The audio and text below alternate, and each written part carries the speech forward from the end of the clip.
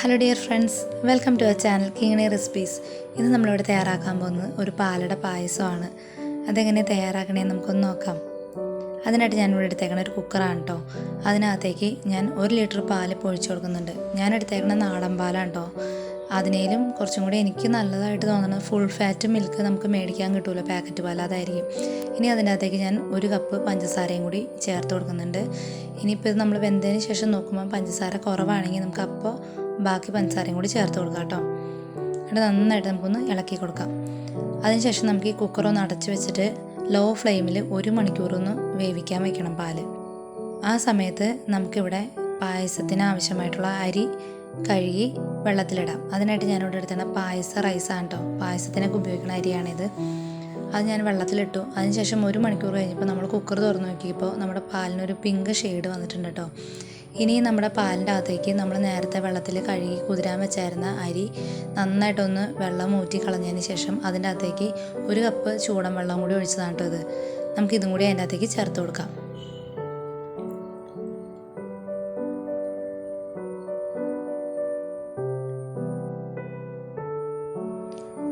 എന്നിട്ട് നമുക്കൊരു കയ്യിൽ വെച്ചിട്ട് നന്നായിട്ടൊന്ന് ഇളക്കി യോജിപ്പിച്ച് കൊടുക്കാം.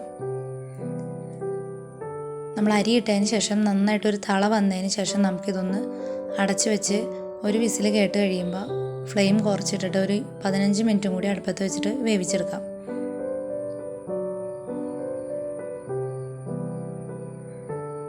നമ്മുടെ പായസത്തിൻ്റെ പാല് നന്നായിട്ട് തിളയ്ക്കാൻ തുടങ്ങിയിട്ടുണ്ട് കേട്ടോ. ഇനി നമുക്കിത് കുക്കറൊന്ന് അടച്ച് വയ്ക്കാം.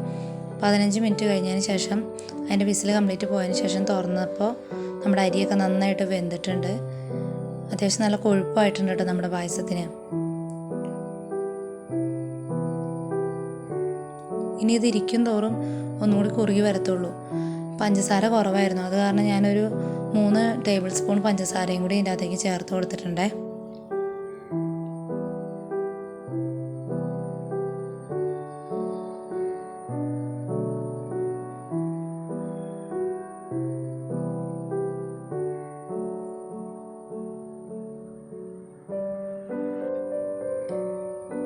ഇനി നമുക്കിതിൻ്റെ അകത്തേക്ക് ഒരു പിഞ്ച് ഉപ്പും കൂടി ചേർത്ത് കൊടുക്കാം കേട്ടോ. നമ്മുടെ മധുരം ഒന്ന് ബാലൻസ് ചെയ്യാൻ വേണ്ടിയാണ് നമ്മൾ പായസങ്ങളിലൊക്കെ ഉപ്പ് ചേർത്ത് കൊടുക്കണേ. ഇനി നമുക്ക് നന്നായിട്ട് ഇതൊന്ന് ഇളക്കി കൊടുക്കാം.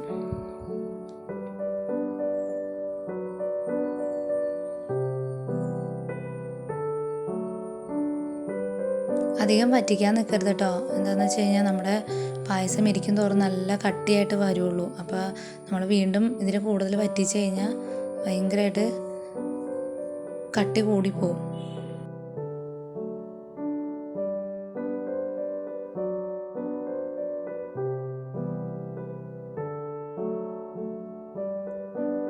ഇനി നമുക്കിതിൻ്റെ അകത്തേക്ക് 1 ടീസ്പൂൺ ഏലക്കാപ്പൊടി ചേർത്ത് കൊടുക്കാം. പായസം ആറി കഴിയുമ്പോൾ ചിലപ്പോൾ കട്ടിയാവാൻ സാധ്യതയുണ്ട്. അങ്ങനെയാണെങ്കിൽ അതിൻ്റെ അകത്തേക്ക് നമുക്ക് പാല് തിളപ്പിച്ച് ഒഴിച്ചു കൊടുത്തിട്ട് ലൂസാക്കി എടുക്കാം കേട്ടോ. പച്ചവെള്ളമൊന്നും ആരും ചേർത്തേക്കരുത്. ചേർത്ത് കഴിഞ്ഞാൽ നമ്മുടെ പായസത്തിന് മൊത്തത്തിൽ പച്ചവെള്ളത്തിൻ്റെ ചുവയായിരിക്കും. ഇനി നമുക്കിതിൻ്റെ അകത്തേക്ക് വറുത്തിടാനായിട്ട് ഒരു പാൻ അടുപ്പത്തോട്ട് വെച്ചിട്ട് അതിൻ്റെ അകത്തേക്ക് 1 ടീസ്പൂൺ നെയ്യ് ഒഴിച്ചു കൊടുക്കാം. അതിന് ശേഷം അതിൻ്റെ അകത്തേക്ക് നമുക്ക് കശുവണ്ടി പരിപ്പ് ഇട്ട് കൊടുക്കാം കേട്ടോ.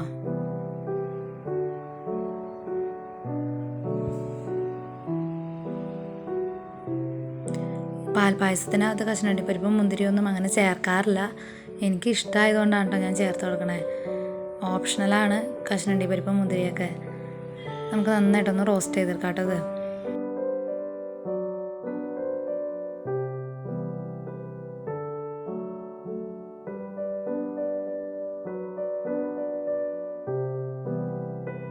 നമ്മളിട്ടായിരുന്ന കാഷ്യൂ നട്ട്സിൻ്റെ കളർ ചേഞ്ച് ആയി തുടങ്ങിയിട്ടുണ്ട് കേട്ടോ. ഇതിൻ്റെ അകത്തേക്ക് നമുക്കിനി ഉണക്കമുന്തിരിയും കൂടി ചേർത്ത് കൊടുക്കാം. എന്നിട്ട് നന്നായിട്ടൊന്ന് റോസ്റ്റ് ചെയ്തെടുക്കാം കേട്ടോ. ഈ സമയത്ത് ഫ്ലെയിം കുറച്ചിടണം, ഇല്ലെങ്കിൽ നമ്മുടെ നട്ട്സൊക്കെ കരിഞ്ഞു പോകാൻ സാധ്യതയുണ്ട്.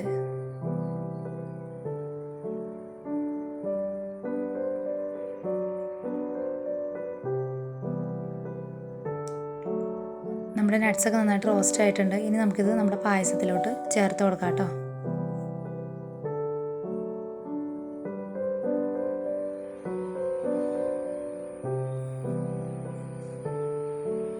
ഇനി നമുക്ക് നന്നായിട്ടൊന്ന് ഇളക്കി യോജിപ്പിക്കാം.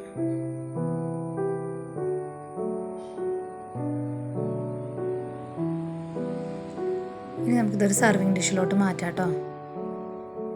അങ്ങനെ നമ്മുടെ പാൽ പായസം റെഡി ആയിട്ടുണ്ട്. കുക്കറിൽ വെച്ച് വളരെ എളുപ്പത്തിൽ ചെയ്യാൻ പറ്റുന്ന ഒരു പായസമാണ് കേട്ടോ. എല്ലാവരും ഒന്ന് ട്രൈ ചെയ്ത് നോക്കണം. ഇന്നത്തെ റെസിപ്പി ഇഷ്ടപ്പെട്ടിട്ടുണ്ടെങ്കിൽ എല്ലാവരും എൻ്റെ ചാനലൊന്ന് സബ്സ്ക്രൈബ് ചെയ്യണം, ലൈക്ക് ചെയ്യണം, പിന്നെ ബെൽ ബട്ടണിലൊന്ന് ക്ലിക്ക് ചെയ്യണം കേട്ടോ. നിങ്ങൾ ബെൽ ബട്ടണിൽ ക്ലിക്ക് ചെയ്യുമ്പോൾ ഓൾ എന്നൊരു ഓപ്ഷൻ കൂടി വരും, അതിനകത്തും കൂടി ക്ലിക്ക് ചെയ്യാൻ മറക്കല്ലേ. എന്നാൽ മാത്രമാണ് കേട്ടോ ഞാനിടുന്ന എല്ലാ വീഡിയോസിൻ്റെയും നോട്ടിഫിക്കേഷൻ നിങ്ങൾക്ക് ഫോണിൽ വരുള്ളൂ.